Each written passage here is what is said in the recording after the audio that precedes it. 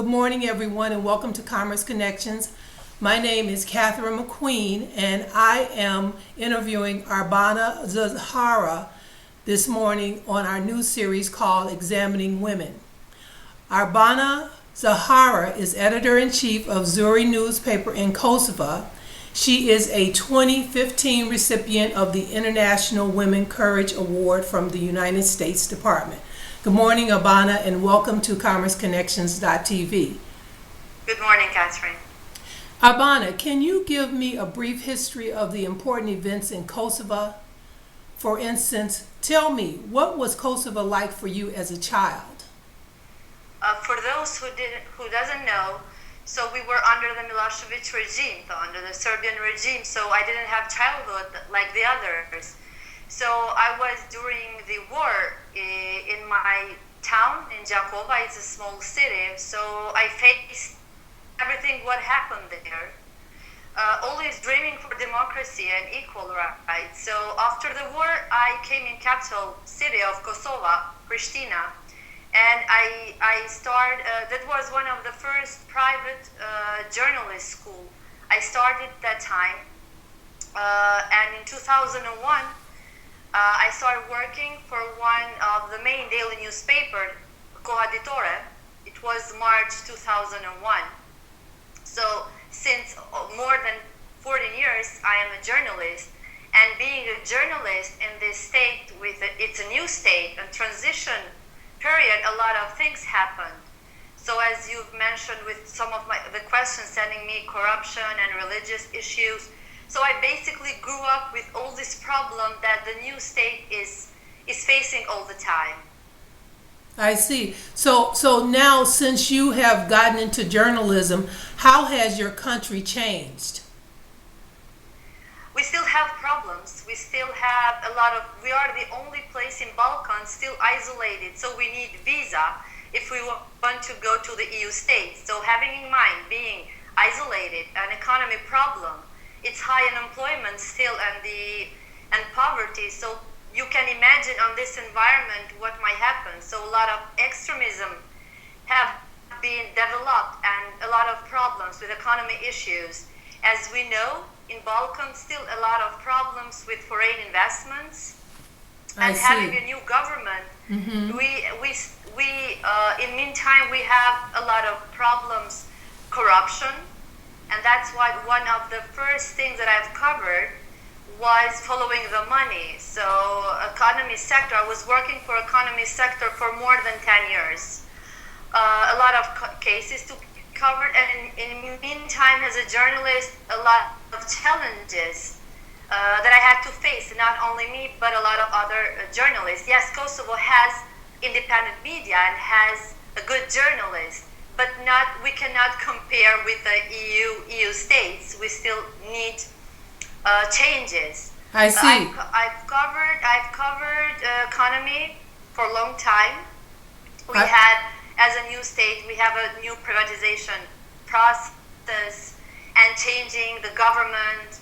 So yeah, there was a lot of stories, and since 2012, I was focused on some other issues, which are the religion issues. So the stories that we didn't cover before, because we will all focus on having our new institutions and something else start developing in Kosovo. Okay, so now tell me then, what are the employment and economic challenges since all these events have been taking place?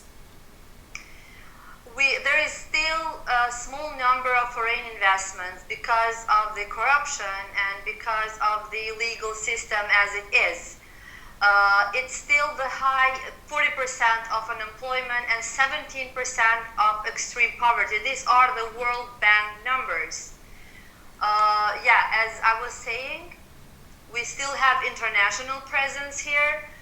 We are independent state, but we have, for example, EULEX. It's an EU mission in Kosovo. So one of the main problem is unemployment, and having 40% of unemployment, that of course you have all of the other problems in meantime. But this is also a perfect environment for the extremism that have been developed this year. Kosovo, even though there are 90% Muslims, it's not the religious and it's not Islamic State. So people before the war, where I come from, the city were like 5 to 10 old men went to mosque. What happened after the war? A lot of charity organization came in Kosovo from Arab states offering free English and computer courses to the children. I see. And in meantime asking in return to start learning this new Islam ideology. So these days we are facing, because these are the grown up children, so it's 16 years after the war. So we are facing this, there are around 300 men went to ISIS, 20 families, but in meantime, majority of population are against this. So there is a reaction. So in other words, what is happening? Yeah. So in other words, you believe that they came in offering things and just to be deceitful. Is that it? To deceive? We have faced this. I had a case study. I have a case study village. I went there talking to people. So how come suddenly they start believing in such a thing? And they are poor. Most of the men were disappeared during the war, and there was an organization based in London, and they were sending money. So I went in London to talk to these people, and they said everything is legal. We are helping these people. Yes, we are Muslims. But what happened in meantime?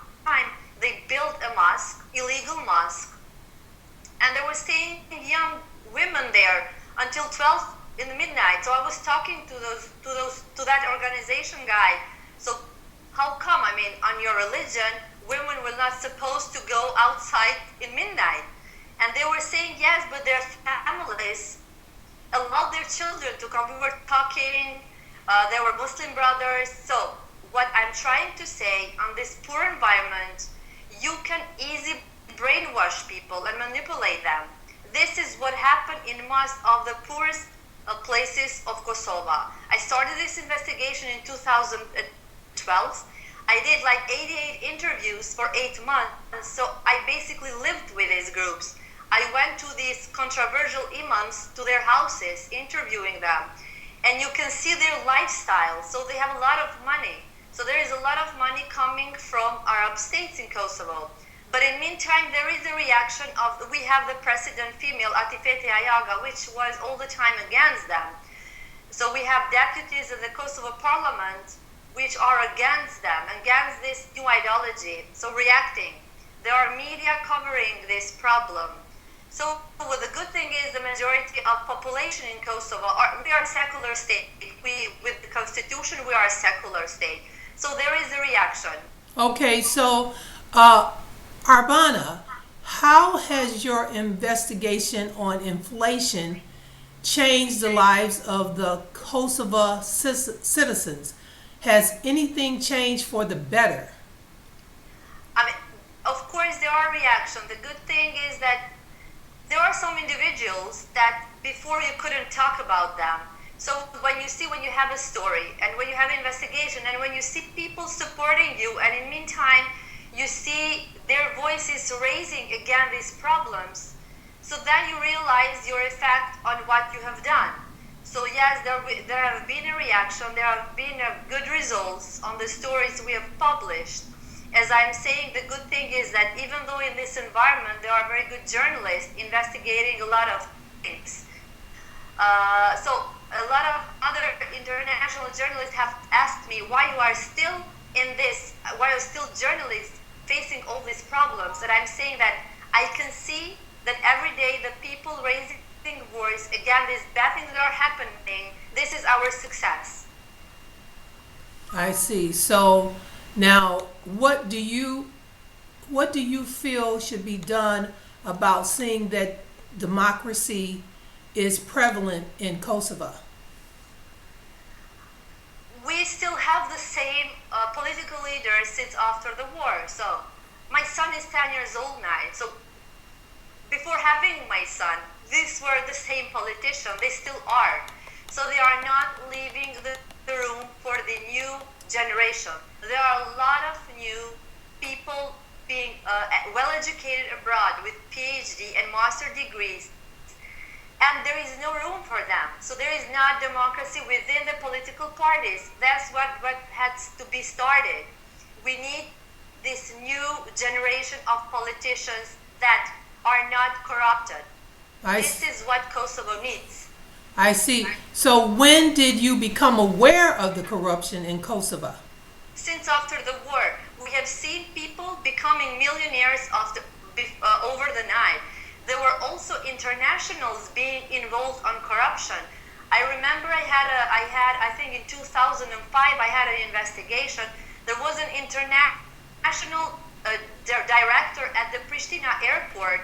He was taking money to employ people at the airport. So he was involved in scandal. The other guy, it was a German guy, Joe Trashler scandal. He took 4 million euros from Kosovo and escaped. So basically, there were also internationals involved on corruption. And we have seen our politician, as I'm saying, officially they have just a small salary and their lifestyle. And if you see their houses, their big houses, you can realize that they were involved on corruption. And the most of the corruption started with the public tenders. So I've done investigation in 2012. I find out the businesses that were supporting political parties during the pre-election campaign. And then I was looking the tenders that these businesses were getting in return when these political parties came to the parliament. So there was one business that was getting a million value tenders, one source tender. And what happened? They sue me asking 700,000 euros from me. So I had to go to the court like for 3 years. Even though I had all the documents, at that time Reporter Without Borders, they reacted, asking from international presence to keep an eye on my case because it was political case. I see. And yeah, I won the case, but it was interesting because in Kosovo, if you sue someone, you have to wait months or even years. In my case, when this guy sued me, they called me in 5 days into the court. And of course, we were all asking, well, how come my case in 5 days and the others?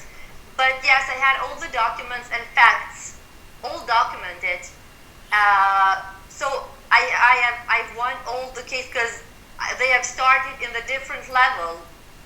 So this is what we are basically facing. I see. Also with these powerful people. I see. So, Arbana, what information did you uncover in the investigation of Kosovo's government expense reports? Yes, all the time. All the time we have followed the way they were spending money. We have followed their links with the businesses that were supporting political parties on the government since after the war, because we have changed we have a different coalition at the government. So we have big businesses supporting political parties, and in the meantime they became monopoly on our market. So we are covering all the time the links between politicians and businesses, and in the meantime the tenders. So what I'm saying, through the public tenders, everything started. I see. And so how is the government mismanaging Kosovo's finances? Yes.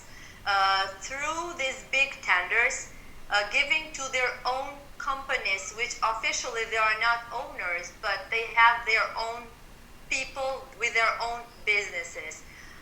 You can get online, for example, the way they use the public money, the way they misuse this money, which is actually Kosovo's money. On the other hand, we have public enterprises that have been privatized to the main public like we have airport and also energy distribution. The both was given to the close family of Erdogan. So we can see like one company there, and we still don't have the details of the contract. There have been sold the whole energy distribution and with 26 million euros, and we don't know what have basically government sold to this company. So the thing is that they are not transparent when they have done this privatization process and the tenders, also the big tenders, the road, building the highway. So since after the war, there were millions and millions invested in Kosovo, but there was no transparent on these processes. I see. So what steps did you take to make others aware of Kosovo's corruption? Our job is to reveal the truth. So it's not easy because comparing to US, you have databases. We need sources within institution to get a document. There is a law. You have to ask, for 2 weeks to wait for a document, but you never know if you're going to get it or not. So I am for a long time in journalism, so I use my sources within institution to get documents and to give to journalists, and to put, we have like every weekly scandals we put on the front page. Like, if I can show you, I don't know if you are seeing. Yes, I can see it. On the front page, we are explaining how the wives of politicians are getting good jobs on the good position and getting the high salaries. So make these graphics like who the people from government and their wives and husbands being employed. So using the power for their families. So becoming rich with the very, very high salaries comparing to the standard that Kosovars have. So how has the surge of corruption affected the citizens of Kosovo? Yeah, of course. We do not, as a result, we are not having foreign investments. I was covering the privatization process. So after the war, all the enterprises, the social enterprises have been sold.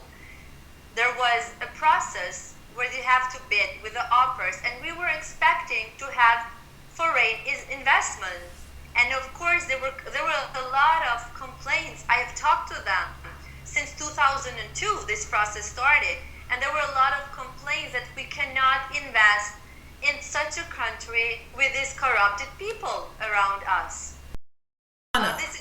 Arbana, how has your life changed since you received death threats and public attacks on your reputation for your investigative work in assisting the government in their efforts to address the problem? Yeah, I have two sons on the 10 and RT6. It's difficult when you receive threats mentioning my kids. I have received threats even when I've covered corruption cases. They were in 2010. I was on the way to my parents' home. They were following me, even though I was with my kids that time. They went into my apartment, taking my computer. So facing these classical threats. And then after I have started investigating the religion issues, once a week, there was a time that once a week I had to go and talk to the police and let them know, because they use the social media, mostly through the Facebook. And I had to change the school of my children because they were going to the neighbor's school, the public school. And they were sending me, like saying that we know at what time your kids go to school and what time they return. Yeah, it's not easy. It's not easy at all having in mind this environment, and it's not safe. But this is my job. I love this job, and I'm planning to grow up my children in Kosovo. So I had a lot of work. I'm not gonna stop covering these issues. I want to ask you a question now dealing with religion. How is the difference of religious beliefs affecting the lives of those who live in Kosovo? Yeah. They are using these poor families. This is still since after the war, so we didn't realize what is happening. And right now we are seeing what is happening. Today we have in front page, this is the person, this is a dad of two boys that went to Syria, and he is against it. He is saying, he was describing his way back. He went to Syria to find out his kids and bring them home, but he couldn't. So these are stories. There are 300 men. There are 20 families there. There are some cases which are describing, because this doesn't happen over the night. So they started after the war. And I remember before the war, as I was telling you in the beginning, we were not fighting with Serbia for the religion issues. It wasn't a war on religion issues. It wasn't at all. What happened after the war, they were using this environment, and this person, as I was telling you, there are a lot of other cases, and you can see the change, and you can make this difference from now and before the war.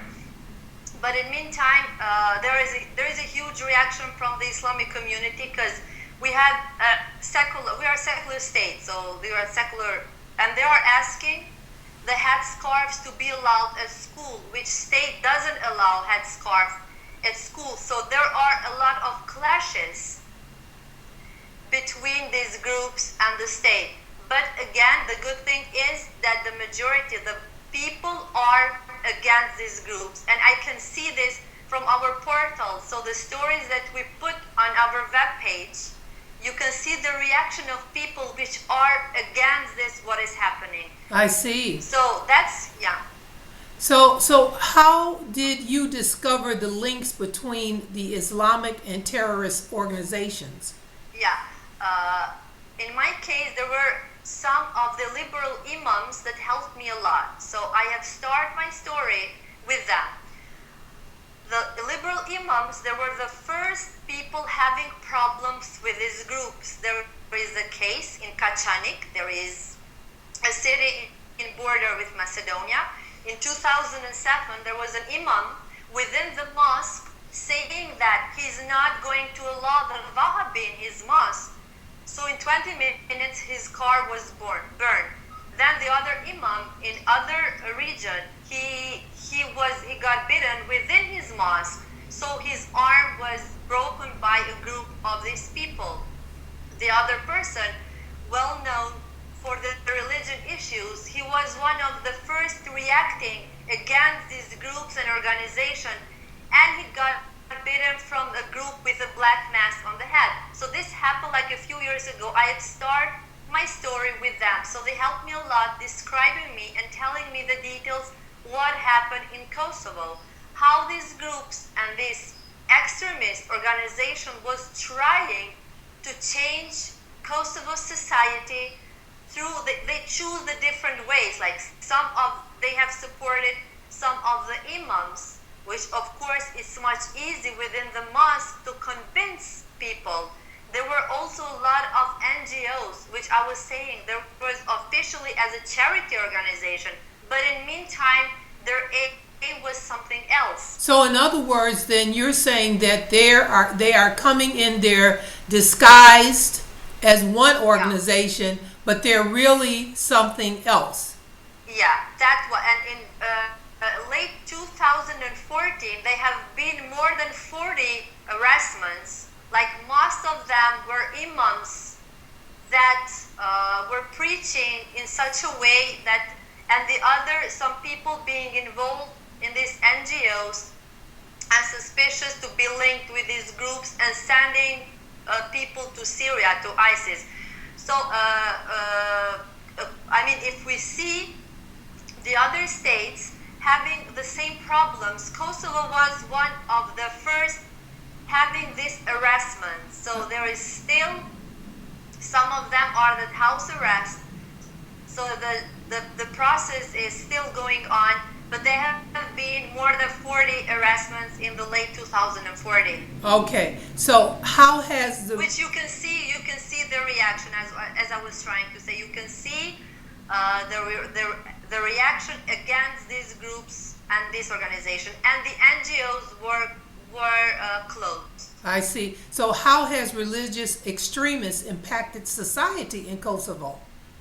Still there are small groups. Still you cannot see that they had an impact on politics, on the majority, but the fear is that these small groups, if you don't deal with them right now, they're gonna grow up. So there are still small groups based in the different cities that we have to keep an eye on them. I see. And so what change needs to take place for Kosovo to enjoy religious freedom? During my stay in U.S., I've met a lot of people that are experts on this field. The thing is that in Kosovo, you have to follow the money. So this is the thing. It's different because I went to London, so there is freedom of religion, but the state supervise everything. While in Kosovo, we have fragile borders. They have to follow the money of this organization and these individuals that are coming from Arab states.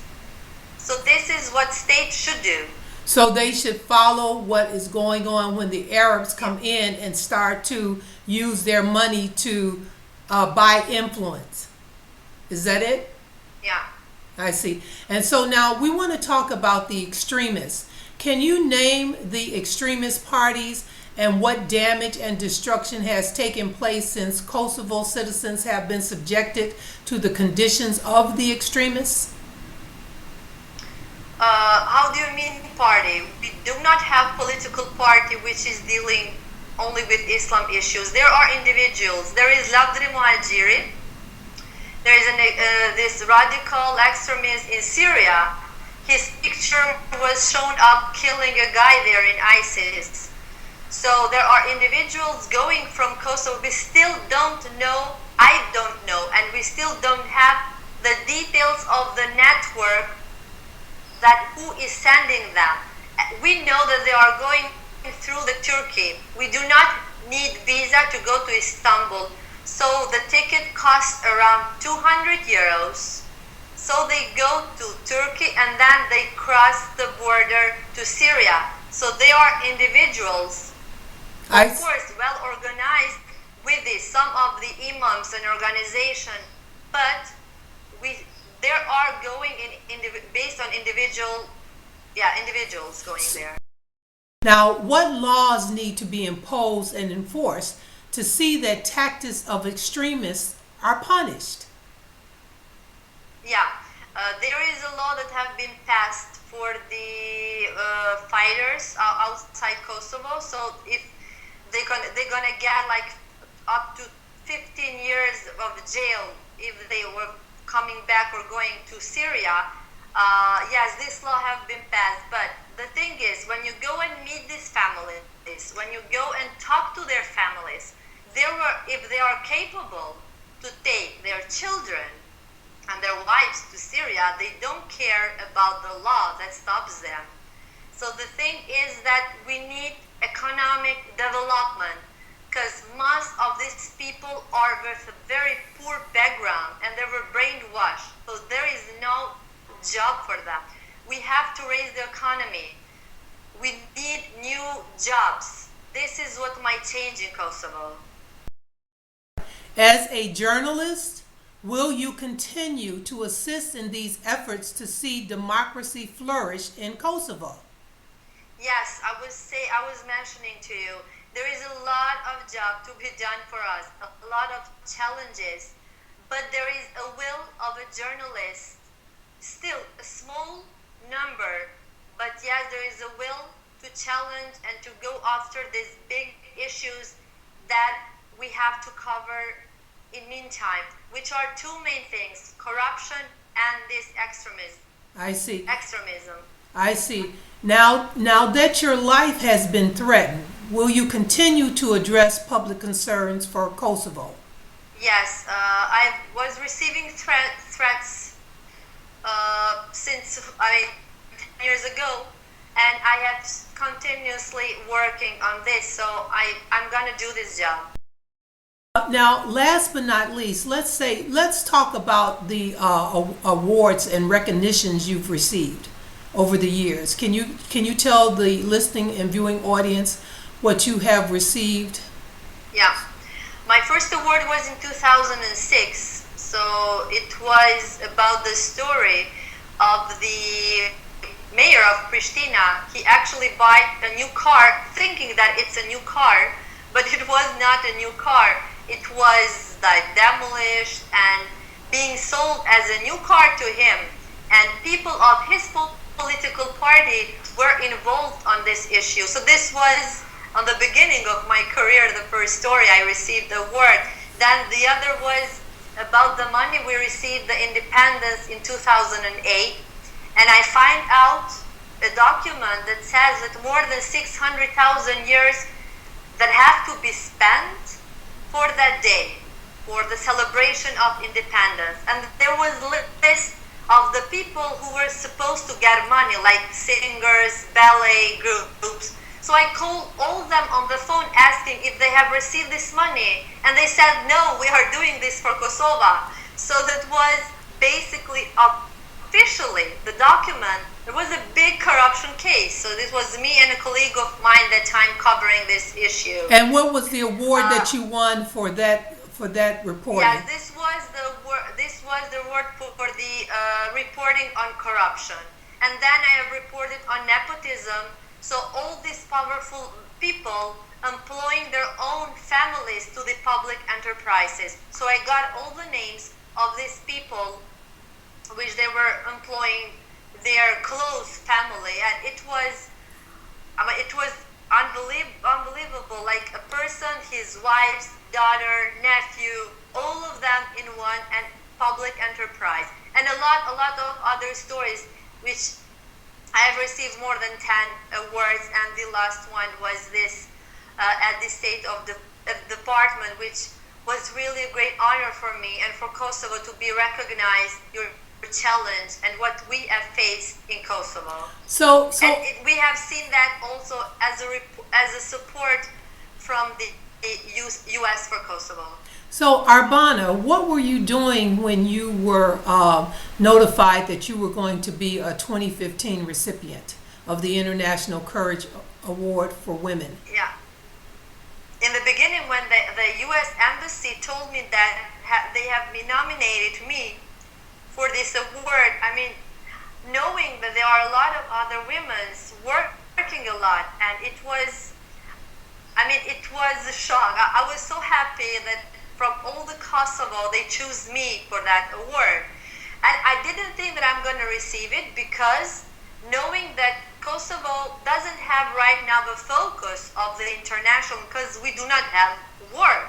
So, and having in mind all the problems with Syria, Ukraine, and the others that happened on recent years, and when they told me, I mean, at that moment, I sound and I looked like it's an unusual thing, but I didn't know how to react, because I wasn't expecting that I'm going to receive that award. And when I went and when I came to US, and I have seen all that coverage and the agenda, meeting to those high-profile people, and of course meeting with all those people in the State Department. I mean, I'm lucky receiving that. Yes, and this award comes with a big responsibilities afterwards. And did you enjoy your stay here in America? Yes. Even though it was not my first time, it was my 5th time, because I went to US for the covering IMF and World Bank meetings, and we had some journalistic trainings. But this time, meeting First Lady and all those what we have experienced, I am really honored to be received that award and such a support from the U.S. I see. And so in America, from you visiting here 5 times, what would you want to see of the American culture that may be something that will benefit Kosovo? When I came this time, 10 of us receiving this award, they have chosen to each of us a different state to go and visit, and they have chosen for me Chicago to go and meet with the students and media, and from the media and from the stories they covered and the way they are doing their job, you can realize the level of the democracy and how the state is being built. Yes, there have been a lot of corruption cases also, but you can see the reaction. The people send it to jail. This is what we need to see. We need to see the reaction. If we find out a corruption case and if we put in our front page, we have to see the reaction. We have to see the effect of our work. I see. So, Arbana, is there anything else you would like for the viewing audience and listening audience to know about your struggles and what you really want to accomplish for the citizens of Kosovo? Yeah, I can see the changes of mentality. I can see the change of mentality of the people, aiming integration, aiming EU integration. Like, we have the highest, newest population in EU. So and we as a society, and we as a journalist and independent media, we have a lot of work, because this is the time when we have to show the world and to show the EU that we need changes. We need changes, and I think that changing the mentality, raising the awareness of the people, we can expect the changes also in our society and our new state. Oh, okay, thank you so much, Arbana, for this interview. Thank you so much, Catherine, for giving me this opportunity. Thanks a lot.